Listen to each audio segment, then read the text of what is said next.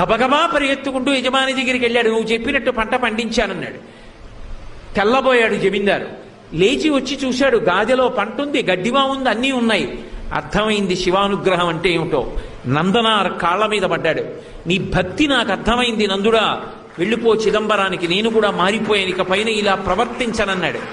చిదంబరం వెళ్ళాడు. అర్చకులు ఆయన పట్ల చాలా కఠినంగా ప్రవర్తించారు. అగ్నిలో ప్రవేశించు, నీకు దేవాలయ ప్రవేశం చేయిస్తా ఉన్నారు.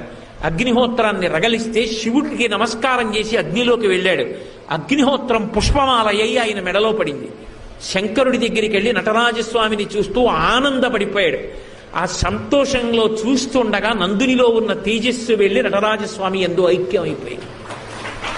కారుణ్యామృతవర్షిణం, ఆయన దయకి హద్దుందా? ఆయన్ని నమ్ముకున్నవాడు పాడవుతాడా? సర్వకాలముల యందు తన భక్తుణ్ణి కాపాడుకుంటూ